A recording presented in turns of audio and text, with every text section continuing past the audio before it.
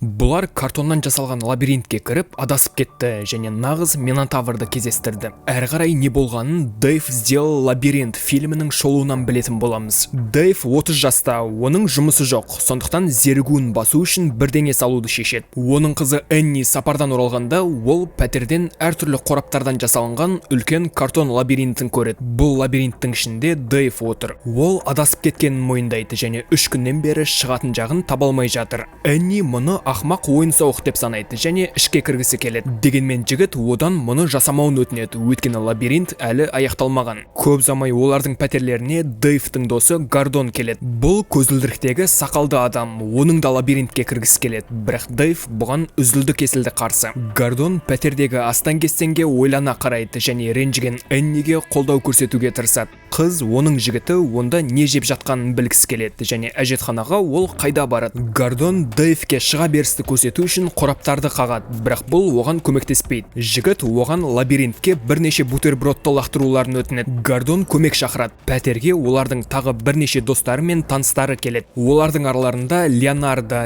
Джейн және өзінің түсірілім тобымен бірге оператор Гарри бар. Олар лабиринтке кіріп Дэйвті тапқысы келеді, бірақ жігіт іште көптеген өлімге әкелетін тұзақтар бар екенін ескертеді. Сонда қонақтар жай ғана пиццаға тапсырыс береді және не істейтіндерін талқылайды. Лабиринтті көтеру мүмкін емес, өйткені ол кілемге жабыстырылған. Дэйв Энниге шағымданып, өзін аквариумдағы балық сезінетінін айтады. Осы сәтте біз жігіттің алдап жатқан жоқ екенін көреміз. Бұл лабиринт сыртына қарағанда әлде қайда үлкен және Дэйв онда шынымен адасып кетті. Көп ұзамай Гарри олар Дэйвті қалай босататындары туралы деректі фильм түсіруді шешеді. Ол нағыз киношедевр түсіруден үміттеніп, қатысушылардың бәрінен сұхбат алады. Қатысушылардың барлығы лабиринтке кіруге дайындалады және кезектесе ішке жорғалайды. Лабиринт шынымен де үлкен болып шықты. Ол көптеген дәліздер мен бөлмелерден тұрады. Адамдар картон қабырғаларын қызығушылықпен зерттейді. Ал Гордон картонның өткір бөлігімен қолын жарақаттап алады. Еденге қанның тамшысы тамады да бірден жоқ болып кетеді. Көп ұзамай лабиринттегі барлық адамдар әртүрлі дәліздерге шашырайды. Энни барлық жерден өзінің жігітін іздеп жүр. Адамдардың кей бөлігі Гордон баспа деп жазылған түймені тауып алады. Алайда ер адамдардың бірі мұны жасайды. Қуанышқа орай бұл балаларға арналған зиянсыз тұзақ. Энни мен Гордон ілгері қарай жүрулерін жалғастырады және лабиринт көптеген ойын карталары мен әртүрлі суреттермен безендірілгенін байқайды. Шамасы Дэйв бұған ұзақ уақытын жұмсаған сияқты.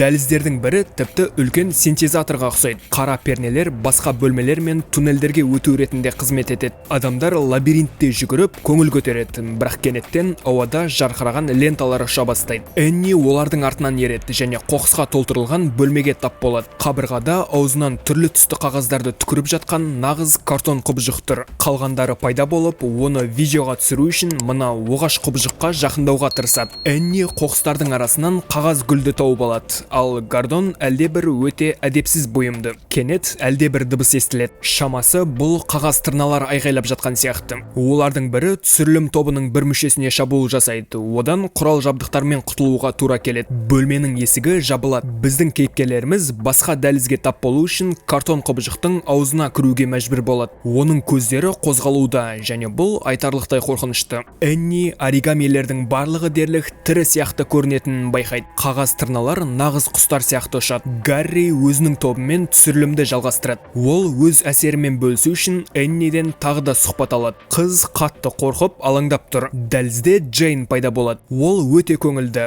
бірақ дәл осы сәтте ол ең қауіпті тұзақтардың біріне тап болады. Картоннан жасалған балта пайда болады және соққыдан кейін Джейннің денесінен конфетти төгіле бастайды. Адамдар бейшара Джейннің тағдырын қайталағысы келмей бірден жүгіруге асығады. Олар бөлмелердің біріне тығылып, бұл не сұмдық екенін түсінуге тырысады. Осы сәтте ғашық жұптары Грег пен Брин бір-бірлерін барлық жерден іздеп жүр және ер адам байқаусызда кезекті тұзақты іске қосады. Бір соққы және Грег енді арамызда жоқ. Одан да конфетти атқылайды. Энни жігітінің неліктен мұндай қорқынышты лабиринт салғанын түсінуге тырысады. Оларға шошынған Брин жүгіріп келіп, оның сүйіктісін бір топ картон тікенектері жаншығанын хабарлайды. Ал оның басындағы конфеттилер негізінде Грегтің ішкі бөлшектері. Адамдар лабиринттен шығудың жолын табуға тырысады. Оларға өте өте қорқынышты. Ал тағы олар Гректің денесі бір жаққа жоғалып кеткенін байқайды. Бұған қоса олар еденнен үлкен тұяқтың іздерін табады. Бұл Минотавр сияқты. Жартылай адам, жартылай өгіз құбыжық. Ол лабиринтте тұрады және адамдарды аулайды.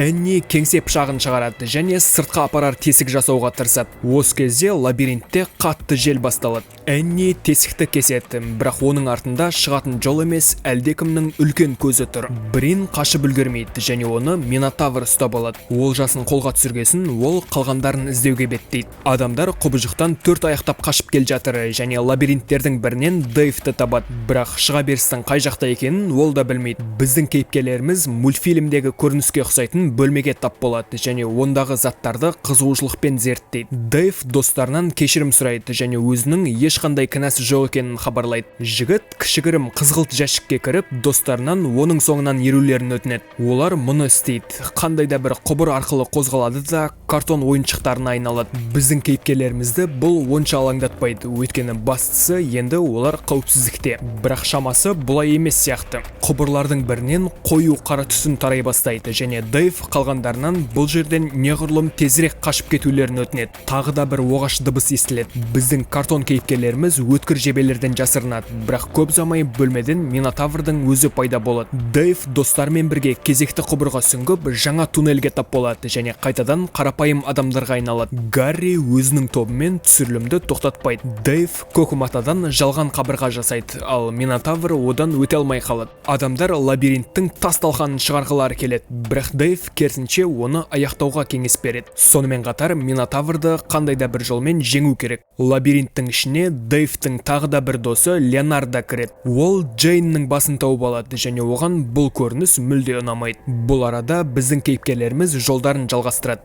Дэйв лабиринттің ұзақ уақыт бойы өз бетінше өмір сүргенін мойындайды. Ол үнемі кеңейіп өзгеріп отырады. Оны кім немесе не басқаратыны белгісіз. Дэйв Энниді құшақтайды, ал Гарри әрине мұның бәрін камераға түсіреді. Адамдар кезекті дәлізді табады. Ол музыкасы мен жарқыраған шамдары бар дискотека алаңына ұқсайды. Мұнда тіпті билеуге де болады. Сонымен қатар бұл жерде ақ-қара дыбыссыз фильмдерді көрсететін экран да бар. Көп ұзамай адамдардың бір бөлігі де ақ-қара түске енеді. Экрандағы суреттер өзгереді. Енді онда әйелдер билеуде. Біздің кейіпкерлеріміз кетіп қалады және жаңа бөлмеден қабырғадағы үлкен тесікті байқайды. Бұл әйелдердің бір мүшесіне ұқсайды. Дэйв адамдардан оған жақындамауларын өтінеді. Әйтпесе сонда олар картонға айналып кетеді. Осының салдарынан оның өзінің бір қолы картонға айналып кетті. Сөйтсе ол оны осы тесікке тықпақ болған екен. Біздің кейіпкерлер қауіпті бөлмеден кетіп қалады және шығуды іздеулерін жалғастырады. Алайда лабиринт барған сайын үлкейе береді. Дэйв Минотаврды әйелдің мүшесі бар бөлмеге арбап шақыруды ұсынады. Құбыжық ол арқылы өтіп картонға айналып кетуі үшін. Ал сосын лабиринтті аяқтауға да болады. Гарри келіседі, егер тек Дэйв оған сұхбат берсе ғана. Жігіт әлде бір таңқаларлық нәрсені жасағысы келгенін мойындайды және бұл оның қолынан келді. Бірақ ол адамдардың зардап шеккендерін қаламаған. Энни жігітіне қолдау көрсетуге тырысады және оның картон қолына мұңая қарайды. Олар бұл қарғыс атқыр лабиринтті аяқтауды шешеді. Алайда осы сәтте оларға тағы да Минотавр жақындайды. Бұл жолы оны жалған қабырға тоқтатпайды. Ол картонды тесіп өтеді және Гордон ағаш қораптарды әреңдегенде ұстап тұр. Оған түсірілім тобының бір мүшесі көмектеседі.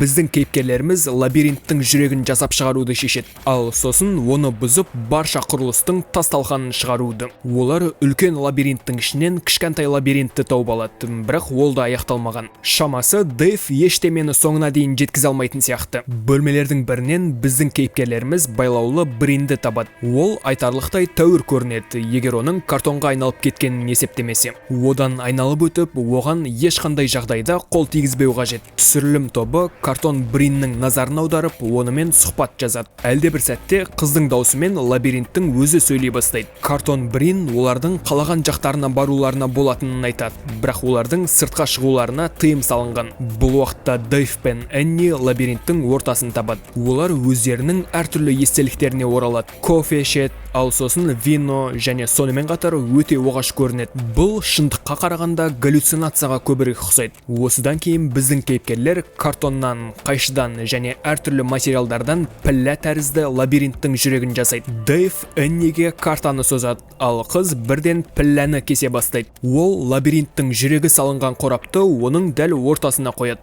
Бұл уақытта Брин алып қолға айналып, операторды төменге сүйреп кетеді. Сонымен қатар жақыннан тағы да Минотавр пайда болады. Ол жаңа олжа іздеп жүр және Гордонның соңынан қуады. Леонардо пайда болады, бірақ бірден өлімге әкелетін тұзақтардың біріне тап болады. Біз қызыл конфеттидің жаңа партиясын көреміз. Біздің барлық кейіпкерлеріміз лабириттің жүрегінің айналасына жиналады. Оны айналуға мәжбүрлеп катананың көмегімен қиратады. Лабиринт бұзылады, оның қабырғалары қирап, құбыжықтар көздерін жұмады. Ал Минотаврға картонның үлкен бөлшектері құлайды. Құбыжықтан құтыла отырып, Гордон әлгі қабырғасында әйелдің мүшесі бар бөлмеге тап болады және бұл өткел оны ішке тартуға тырысады. Осы кезде тірі қалған адамдардың бәрі Дэйв пен Эннидің пәтеріндегі қоқыс үйіндісінің ортасынан пайда болады. Дэйв те картон қолы қалып қояды. Өзінің тобымен Гарри де осында. Ал тағы Гордон. Ол әлгі қабырғадан өтіп үлгермеді. Адамдар картондарды жинап, пәтерді ретке келтіреді. Гарри Гордоннан